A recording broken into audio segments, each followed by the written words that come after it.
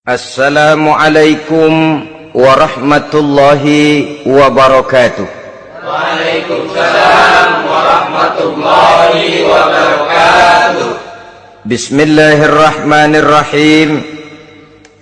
Alhamdulillahi rabbil alamin.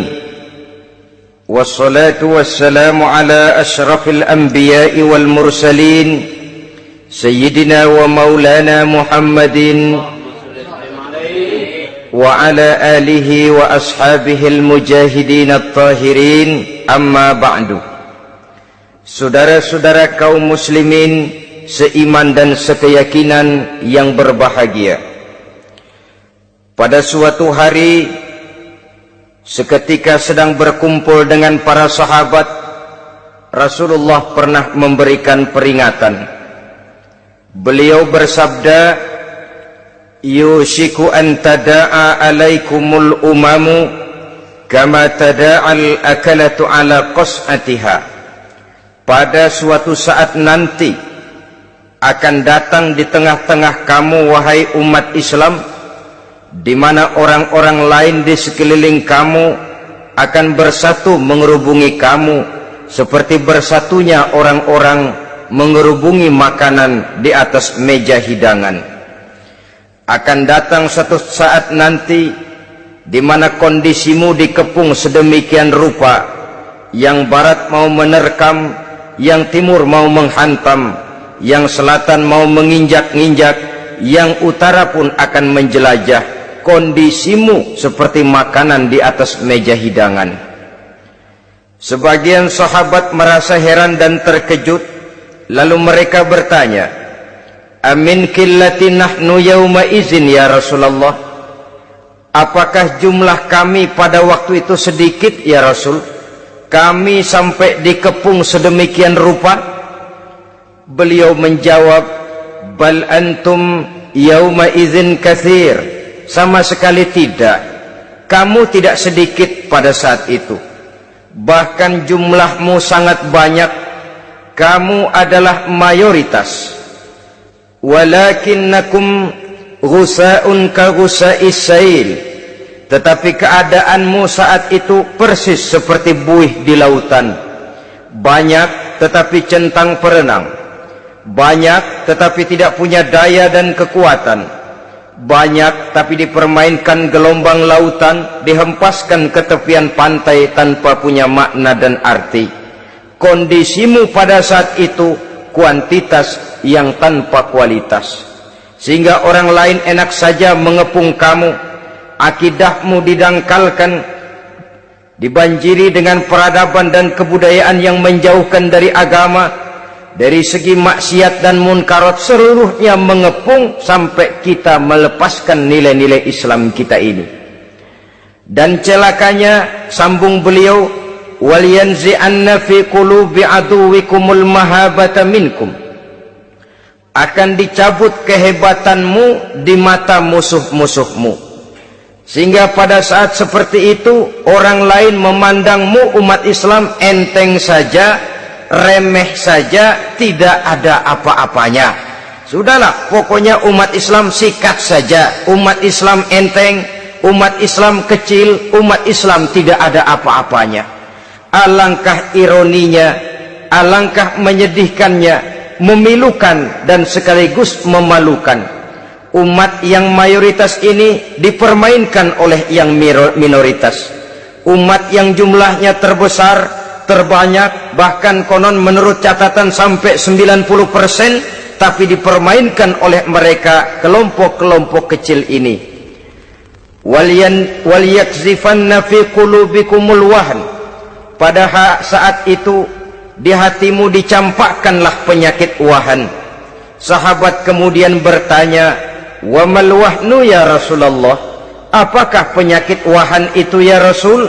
Beliau menjawab, hubbud dunya wa karahiyatul maut.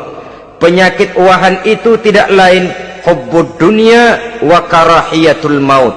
Terlalu cinta kepada dunia dan terlalu takut kepada mati. Materialistis dan takut resiko. Dua penyakit inilah yang menyebabkan walaupun umat ini mayoritas, tapi dipermainkan oleh yang minoritas. Walaupun dia golongan terbesar, tapi nasibnya seperti makanan di atas meja makan. Dari segala macam penjuru mau menghantam dia. Saudara-saudara kaum muslimin yang berbahagia, ini merupakan analisa sosial bahwa pada suatu saat nanti akan terjadi di tengah-tengah umat di mana kita dihantam dan diserbu dari segala macam penjuru.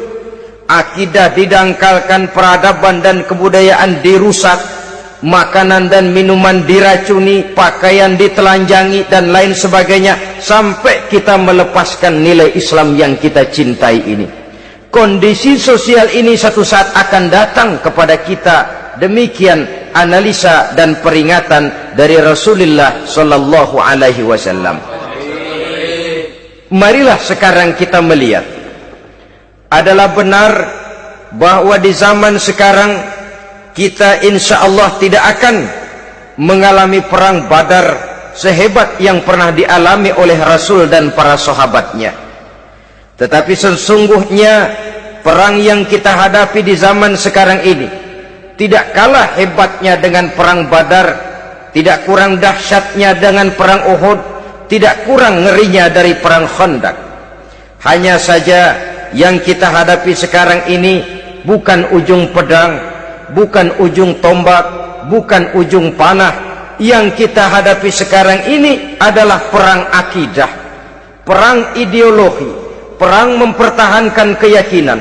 Yang kalau kita kalah sekarang, kita memang masih beragama, tetapi anak kita, cucu kita, generasi yang akan hidup 5, 10, 20, 30 tahun yang akan datang, wallahu a'lam bissawab. Islam, saudara-saudaraku, tidak mungkin hilang dari dunia, tetapi tidak mustahil Islam gulung tikar dari desa kita, tidak mustahil Islam gulung tikar dari kampung dan kota kita, jikalau kita tidak menjaganya, jikalau kita tidak memeliharanya, bahkan jikalau kita tidak mewariskannya kepada anak-anak kita, generasi yang akan datang. Marilah kita mengingat sejenak bagaimana Islam di Spanyol yang pernah jaya, pernah mewarnai daratan Eropa, dan yang sekarang hanya sekedar tinggal ceritanya saja. Ini pernah diperingatkan oleh Rasul dalam satu hadis, sayati ala ummati zamanun la yabqal Islam illa ismun wala minal Quran illa rasmun.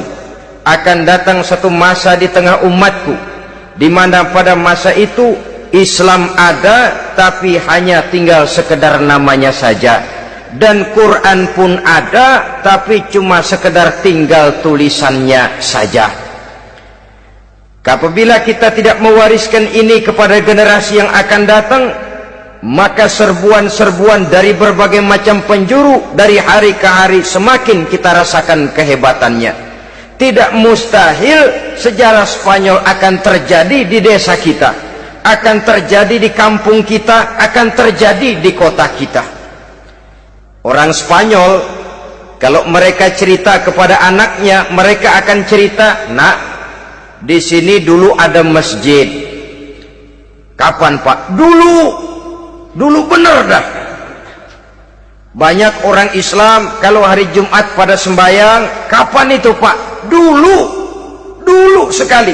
Sekarang cuma sekedar tinggal ceritanya saja. Bukankah sesuatu yang sangat tidak mustahil apabila kita tidak menjaga dan mewariskan Islam ini kepada generasi yang akan datang, maka serbuan-serbuan akan membawakan hasil yang diinginkan oleh para penyerbu itu tadi.